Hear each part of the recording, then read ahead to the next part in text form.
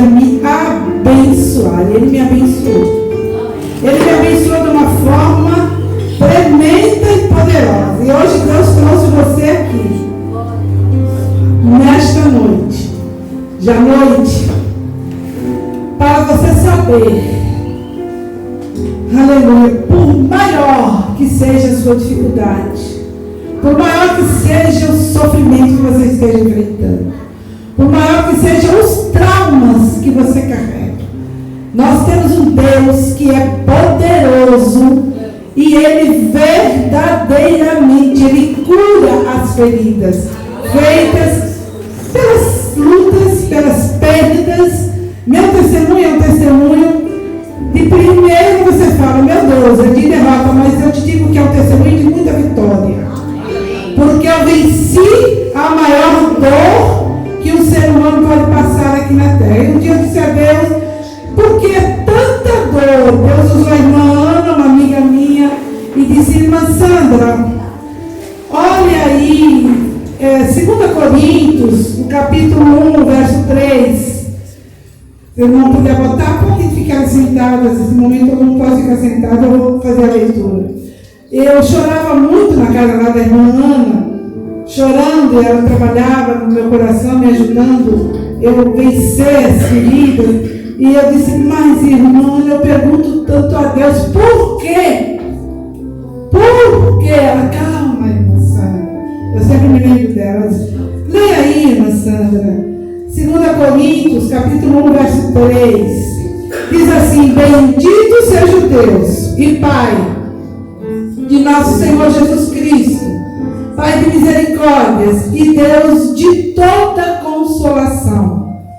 E Ele que nos conforta em toda a nossa tribulação, para podermos consolar os que estiverem em qualquer angústia, com a consolação com que nós mesmos somos contemplados por Deus. Então um dia eu fui contemplada com consolo e hoje a minha vida ela está ao dispor de Deus para consolar. Eu não digo a vocês que não é um ministério difícil, não é um ministério fácil, é uma missão difícil que eu tenho. Eu tenho sempre que lidar com lágrimas, com choro, com perdas. Eu tenho amigas hoje que eu fiz sem nunca ter conhecido, e as pessoas corriam para mim e diziam, irmã Sandra, você não podia fazer uma visita a uma amiga minha? Eu posso? Ela perdeu o filho, ela precisa ouvir o seu testemunho. E lá eu vou, a última pessoa que eu visitei foi Gorete, ela está aqui, amém, minha irmã Gorete, muito amiga da irmã Jó, da irmã Mara, lá da igreja Tabernáculo de Deus, é isso mesmo? É amiga da irmã Sara, que está ali conosco. E eu fui ali, chorei com ela, chorei, e foi, irmã. E disse a ela que tem consolo, tem consolo, tem consolo, tem conforto, tem vida. Nós podemos continuar sendo pessoas alegres, felizes e cuidando de outras vidas. Então, eu vou começar aqui o meu testemunho rapidamente. O tempo está bem apertado hoje, mas está uma bênção, Deus é bom. Eu nasci em um lar católico, como a maioria dos brasileiros, de uma família do lado da mãe portugueses, do lado do pai italianos, muito idólatras, principalmente a parte dos portugueses, era muito idolatria, era santo que veio lá de Portugal, era muito idolatria. A família de meu pai, espírita, kardecista, e algumas irmãs de meu pai se converteram ao evangelho. Eu tinha, acho que uns 5, 6 anos. E começaram a falar de Jesus, apaixonadas, e saíam pregando, e chegavam na minha casa, minha mãe dizia, entra, não, eu não vou entrar, essa santa. Era uma briga santa na vida da gente. E a minha tia, nós morávamos todos numa rua só, todos perto. A minha avó tinha comprado um terreno enorme, ela construiu para todos os filhos. E começou aquela briga santa. Eu tenho algumas lembranças, eu tinha idade mais ou menos Maria Vitória, de 4 para 5 anos, mas eu falava para minha tia, me leva na igreja, Deus me livre, quero problema com sua mãe, se a sua mãe souber que eu te levo na igreja, o problema é sério. Porque eu tinha ido algumas vezes em algum evento, um evento assim, ó, que tinha comida, era legal, a gente gostava muito. Porque os crentes sempre atraíam as pessoas através de um lanchinho, né? Um lanchinho. Era uma tática boa. E a minha mãe, ela fez o meu pai mudar naquela rua. Era uma rua muito boa que a gente morava. Nós fomos para um terreno que meu pai tinha num bairro muito ruim, porque minha mãe queria sair de perto dos crentes. E minha mãe chamava a gente, fazia reunião com os filhos e dizia: olha, não dê ouvido ao que as suas tias dizem, porque tem um homem que chamava Lutero, era um padre, roubou a Bíblia da Igreja Católica, da Santa Igreja Católica, e alterou tudo. Aquilo que suas tias falam é tudo mentira. Eu era muito pequena, eu ouvia aquilo, eu fui crescendo, eu visitava muito as minhas tias, as minhas primas, e eu gostava. Meu pai sempre me levava, era uma parentela do meu pai, era a parte italiana, e às vezes eu fugia e dizia: tia, me leva na igreja, que eu amava os louvores. E assim foi esse meu primeiro contato com a palavra de Deus. Depois a vida me soprou para outros lugares.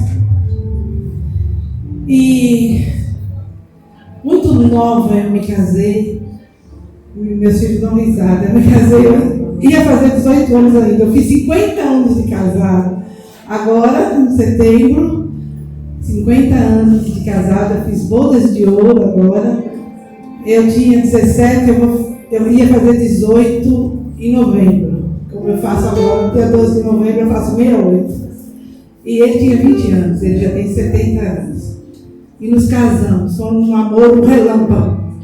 Viu, Jacira? Cadê Jacira? Foi muito relâmpago, que eu não me lembro. Foi assim, ó. Namorou, noivou, casou. E nós amadurecemos juntos.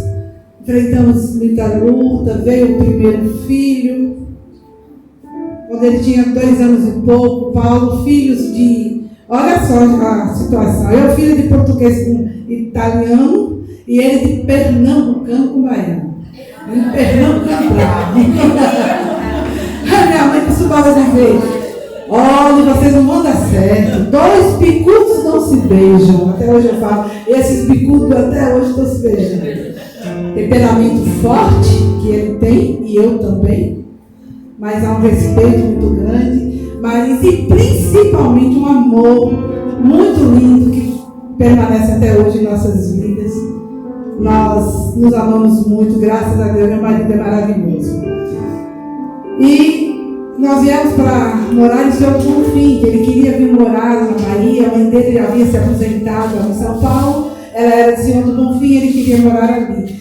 Eu me lembro que quando ele dizia: eu vou embora para a Bahia, eu dizia: eu também vou, apaixonada. Tipo, onde você foi, eu vou. E nós viemos morar em Senhor do Bonfim, a uns 380, 400 quilômetros aqui de Salvador. E ali eu comecei a sentir falta de Deus, do nada. Comecei a sentir falta de Deus. E eu falava: Paulo, tinha só um filho. Falava: Paulo, ou certo ou errado, né? Os pais da gente criou a gente na igreja, a gente ia para a missa todo domingo. Você foi criado em colégio de freira, Paulo estudou em colégio de freira a vida toda. Se não fosse para a missa, a nota, né, alterava, era obrigado a ir para a missa. E a gente não está dando nada a esses meninos, a esse menino. Eu já estava grávida do segundo, está chegando outro filho, a gente precisa dar noção de Deus para esses meninos. Ele leva os meninos na missa. Ele fala: não vou na missa, leva os meninos na missa. Aí eu comecei a levar os meninos, o Paulinho na época, era só Paulinho, grávida de Reinaldo, levar na missa. Infelizmente, o interior era uma época política. O padre falou mais de política do que de Deus. Eu voltei chateada para casa, falei: misericórdia. Eu quero ouvir a palavra, o Padre Beno, que eu fui muito abençoada com o padre da minha vida. Eu chamava Padre Beno, foi a igreja que eu fui criada. Ele era um homem diferente, ele era um padre diferente. Ele fazia obra social, ele era psiquiatra, ele era psicólogo, ele era alemão. E ele teve um período que ele tirou todas as imagens da igreja, só deixou a imagem do altar. E escreveu bem grande na porta da igreja: Jesus Cristo é o caminho, a verdade e a vida. Quem não vem ao Pai, quem não for por Ele não vem, não chega ao Pai. E o Vaticano quis tirar ele um período, a gente ajudou muito ele gritava lá na igreja: daqui não sai, daqui ninguém me tira. A única notícia que eu tive do Padre Bento foi quando a Cristina, minha irmã, casou, que ela teve que ir lá buscar um documento. Ela disse: Sandra está com 98 anos, assim, velhinho, pregando a palavra de Deus. Uma coisa tremenda. O padre que me ensinou a obra social. Eu fazia obra social com meu pai e esse padre. Então eu fiquei muito decepcionada. Lá no interior, o padre, porque o Padre Bento pregava a palavra. E eu cheguei lá e ele só falava de política. Eu falei: Paulo, não está dando para ir nessa igreja, não está dando, mas eu quero. Aí eu vim a Salvador, passar um período de férias, e o tio de Paulo, Daniel, tinha se convertido. Daniel, que fez uma vem aqui, aquele carequinha, aquele que veio aqui no aniversário do pastor a última vez, ele eu me hospedava na casa deles, e ele havia se convertido. E a família estava preocupada, porque ele estava doido. Ele ficou doido com Jesus, e ele falava de Jesus de uma forma, e ele lia a Bíblia, ele jejuava, e aquilo me despertou. Eu passei um mês ali ouvindo a palavra de Deus. E ali foi abrindo meu coração. Eu disse: meu Deus, é isso que eu quero. Lembrei das minhas tias, lembrei de quando elas diziam que oravam pela minha vida. Alguém ora pela gente quando a gente encontra com Jesus, viu, gente? Isso é uma experiência que eu tenho forte. Sempre tem alguém que orou pela sua vida para que você abra o seu coração, para que Jesus venha. É dessa forma. Então, eu abri meu coração, eles me levaram em um culto dos 15 anos de uma jovem, e era o testemunho de um ex-drogado, pastor, hoje ele é pastor, na época era evangelista Buri, e ele testemunhou que ele ia passando bêbado de frente à igreja, e ele ouviu o pastor gritando: hoje alguém pode pedir a sua alma. Para quem você vai dar a sua alma? Ele disse que caiu de joelho na frente da igreja, se converteu. E quando eu ouvi aquilo, quando veio o apelo, eu já estava na frente chorando e aceitando Jesus para toda a minha vida. Então, quando eu voltei, que nasceu o Reinaldo, eu ficava dando a mamadeira para Reinaldo. Uma mamadeira muito boa, mamadeira minha filha, dando a mamadeira e lendo a Bíblia. Era uma fome tão grande. Era uma sede tão grande. Eu li essa Bíblia de manhã, de tarde, de noite. Eu queria conhecer, eu queria saber o que Isaías falou de Jesus, como ele profetizou a vida de Jesus, o que Jesus falou. E eu ia para a igreja, escolhi uma igreja, comecei a congregar. Como eu disse, eu tenho um marido abençoado, porque hoje em dia eu escuto mulheres que chegam aqui: meu marido não deixa ir para a igreja. Eu disse: minha filha, que coisa, né? Eu, há tantos anos atrás, falava: Paulo, eu quero ser crente. Hoje, minha filha, faz o que você quiser. E eu comecei para a igreja, eu ia para a vigília, eu viajei para o congresso, deixava Paulo com os meninos, nasceu o Reinaldo, o segundo filho. E assim eu ia vivendo na presença de Deus, muito feliz. Estávamos em uma fase financeira muito boa. Paulo sempre foi um empresário. Na época ele vendia madeira, buscava muita madeira em Belém do Pará. Ele também tinha um depósito de material de construção. Tínhamos uma boa situação. Eu já grávida do terceiro filho, já nesse período em que eu passo na presença de Deus, engravido do terceiro filho, que é meu filho Samuel, minha nora que está ali, a esposa dele, aquela linda ali de verde, ali naquela mesa ali. Aí, estou grávida de Samuel, fizemos uma viagem maravilhosa. Aliás, eu engravidei de Samuel, acho que vai em Fortaleza. Eu uma viagem para Fortaleza, eu voltei grávida. Porque a gente estava numa situação financeira boa, graças a Deus. Eu fiz um enxoval lindíssimo para Samuel. Compramos uma casa muito boa lá no interior, então tínhamos uma situação bem sólida, bem estabelecida. E fui no médico fazer os últimos exames, e todos os meus filhos, os homens, foram normais, parto normal. Cheguei lá, o médico disse: está tudo pronto para nascer. Daqui para o dia 7 de agosto você tem esse menino. A qualquer momento aí você vai nascer essa criança. Eu tinha feito a ultrassonografia, não fazia no interior, ali em Senhor do Bom Fim, não fazia, eu fui para Juazeiro, já sabia que era outro menino. Eu tinha visto o sexo, foi o único, ele e Rebeca, só que eu fiz a ultrassonografia, que dos outros dois não existiam ainda.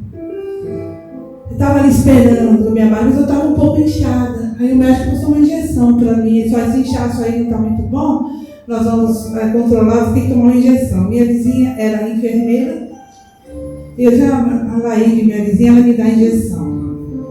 E o enxoval todo pronto, tudo arrumado, tudo muito limpo, minha casa própria, meu marido próspero, 2 filhos homens, chegando o meu 3º filho, 2 filhos lindos.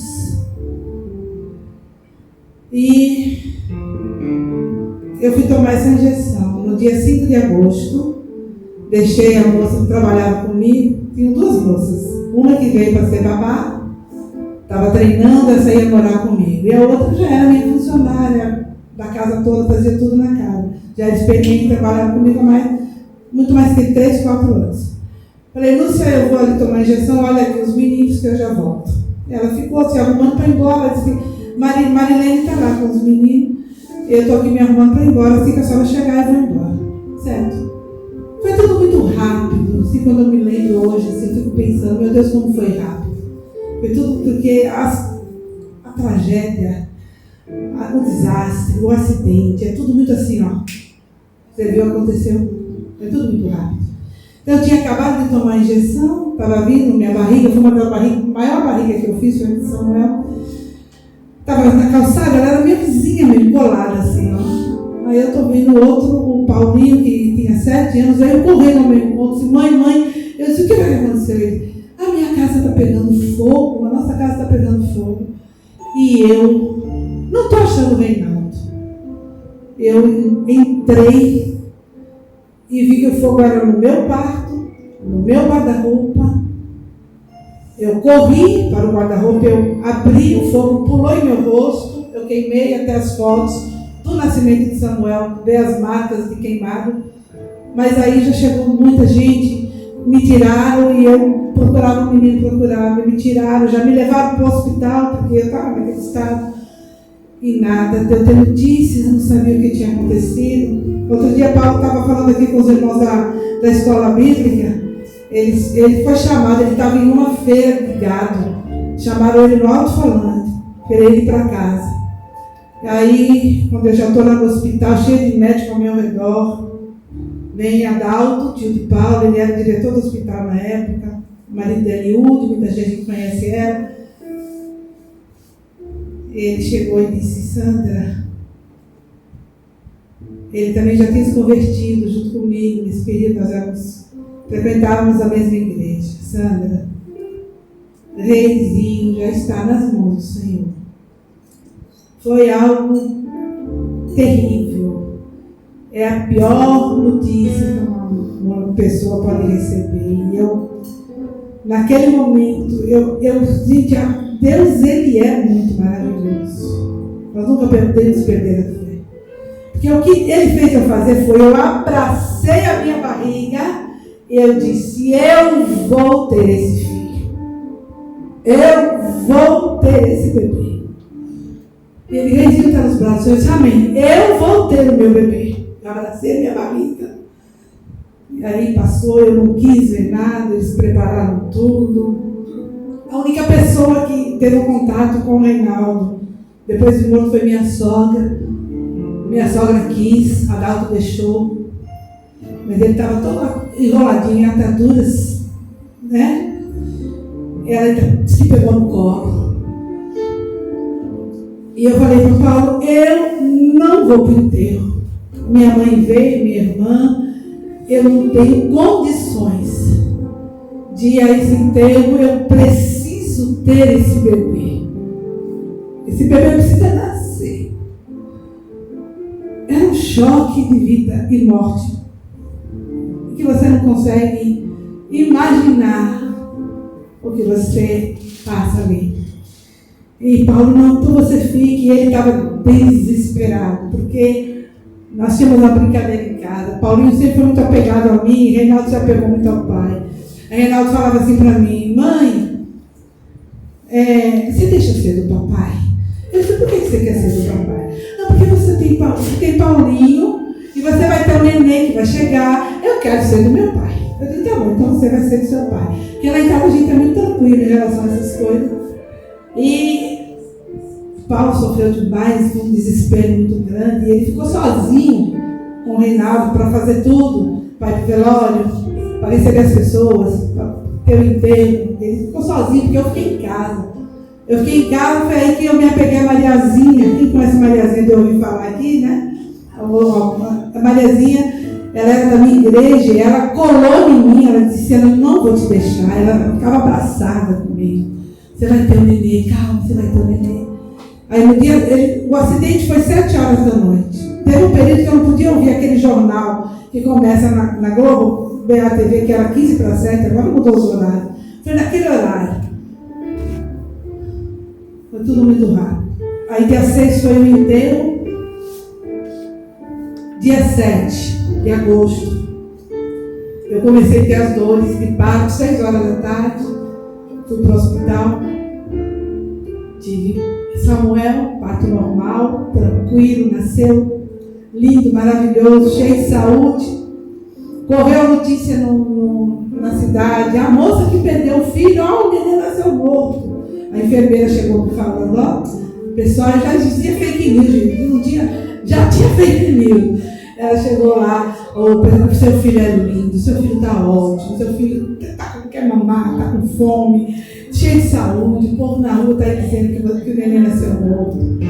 E foi um consolo muito grande que Deus usou na minha vida. Teve um aniversário dele que eu escrevi. Samuel, seu nome significa do Senhor o pedir, mas se eu fosse escolher o significado, eu escreveria consolo. E assim foi um consolo muito grande esse meu filho. Então, com 7 dias, eu cuidando do bebê, teve um dia que eu liguei para Paulo estava no trabalho, falei, Paulo, pelo amor de Deus, vem aqui em casa. Ele disse, o que aconteceu? Não aconteceu nada. Eu só quero saber aonde vocês enterraram meu filho. Onde está? Ele, calma, está lá no túmulo da família. E eu vou te levar lá. Eu disse, agora, você vem agora. Eu preciso chorar lá. Eu preciso chorar naquele lugar. E ele veio, eu amamentando, ele veio, me levou, eu chorei, porque choro é sabedoria de Deus. Deus deixou as lágrimas para a gente realmente extravasar. Quem segura choro vai ficando cada dia mais cheio de mágoas e de dores e de sofrimento. Eu sou chorona, eu choro muito. Olha, eu choro muito. Chorar é comigo. Aí eu voltei a congregar, voltei ao Senhor, comecei a levar meu filho para a igreja, criei na igreja, quando ele chegava, os adolescentes da igreja vinham pegar. E foi assim. E foi passando o tempo, eu falava com o Paulo, vamos ter outro filho? Ele, não quero mais filho. Foi muito doloroso. Pois é. Quando o Samuel nasceu, eu ainda ia fazer 26 anos, eu acho que eu tinha 26 anos. Ele nasceu em agosto, em novembro eu faria 26. Eu, meu filho, você é um homem jovem, eu sou uma mulher nova, nós podemos ter outro filho. Deus levou. Fiz inclusive uma fotinho de Reinaldo, entreguei para todos os meus amigos, na igreja, em todo lugar, a foto dele, bem linda. O Senhor o deu, o Senhor o tomou, bendito seja o nome do Senhor. E continuei minha vida, quis ter outro filho. E ele falava, não sei, mas aí concordamos, nasceu minha princesa, Rebeca, minha caçula. E esse período ele já estávamos saindo de Senhor do Bonfim para morar aqui em Salvador. Ele estava comprando uma empresa aqui em Salvador. E nesse período ele já era um concessionário Honda. E ele estava comprando a Honda, que tinha ali na Avenida 7. E nós viemos. Rebeca tinha 3 meses quando eu vim para cá. E a vida estava muito boa. Ele prosperando muito. Foi o período que ele mais prosperou. Comprou um terreno para construir a sede própria da empresa dele, que ela está lá até hoje. Ela chama Samar, que Sam é de Sandra e Mar é de Mari. que era o nome da esposa do sócio. Samar está lá até hoje, o pastor Paulo, foi ele que construiu ali aquele prédio. Mas nesse período de obra de construção, Paulinho começou, o mais velho tinha 10 anos para 11, por aí, começou a reclamar, 10, acho que 12 anos já, ele começou a reclamar de uma dor, aumentou com uma dor, ele era um esportista, ele jogava muito futebol, ele jogava tênis. Primeiro dia que ele fez o teste para jogar tênis, o rapaz chamou o Paulo, fez, ele já joga, né? Paulo disse, não, ele brinca lá no condomínio. Não, ele tem empunhadura de campeão. Era assim, quando ele chegava. Ele fazia karatê, entrou os primos todos no karatê também. Todo mundo largou para lá, mas ele chegou à faixa marrom com 13 anos, ele ia pegar a faixa marrom quando ele adoeceu. E ele começou a reclamar, aquela dor, eu levei no médico, eu levei no outro, liguei para os médicos da família, tinha 2 pediatras da família, me indicou um ortopedista, eu fui, dor de crescimento, é isso, é aquilo, um bocado de coisa. E ele chegava de madrugada, ele chegava em mim, me acordava, eu está doendo, você tomou pancada? Não. E vai no médico, e não tinha diagnóstico. E aí, eu tinha ele, perto de fazer os 13 anos, Samuel, mais novo que ele, acho que 7 anos, e Rebeca, que é 10 anos mais nova. Rebeca é um bebê. E ele, fomos a essa inauguração da sede própria da empresa de Paulo, ali no DIC de Tororó, em frente ao DIC. Chegamos ali, estava a família toda, muitos amigos, foi uma inauguração que parou a cidade. Tinha televisão, jornal, Paulo gosta de causar. Causou ali. E a família toda. Um dos médicos da família, pediatra, nosso casado com uma tia dele, Mário, ele viu Paulinho mancando. Ele veio e disse, Sandra, vem cá, Paulinho está mancando ainda, daquela vez que me ligou. Eu disse, Mário, eu já fui a ortopedista, eu já fui a um reumatologista, eu já fui a... E ninguém sabe quem é. Ele disse, nossa, está muito estranho. Eu quero ver Paulinho amanhã lá no meu consultório. Eu disse, que horas? Ele falou, estou lá o dia todo, você chega aí. Aí tem uma clínica, na época na Barra, chamava AMI. Amanhã eu estou lá. Aí de manhã, logo foi no primeiro... Não, deixei para ir de tarde. Umas 3 horas eu cheguei lá. Eu me lembro que depois nós saímos dali para um outro hospital. Quando eu chegou lá, ele fez algo que nem o médico havia feito. Era um pediatra. Ele tira a roupa toda, Paulinho, deita aí. Aí ele mandou o Paulinho tirar a roupa toda. Ele foi apalpando o Paulinho de cima a baixo. Quando ele chegou no local, que ele apertou, o Paulinho gritou. Ele continuou apalpando. Quando ele voltou para aquele lugar, Paulinho gritou. Ele disse, tem algo estranho aqui. Liga para Paulo. Quero que Paulo vá agora. Vocês vão em tal hospital, assim, tirar um raio-x. Paulo trabalhando. Não, eu quero um raio-x hoje. Eu disse, alguma coisa? Eu quero hoje, sabe? É para hoje. Para onde? Aí eu liguei para Paulo. O Paulo veio desesperado. Ele está mandando a gente ir no hospital. Eu fui no Bartagão Gesteira. Era o doutor Painha que operou o Paulinho.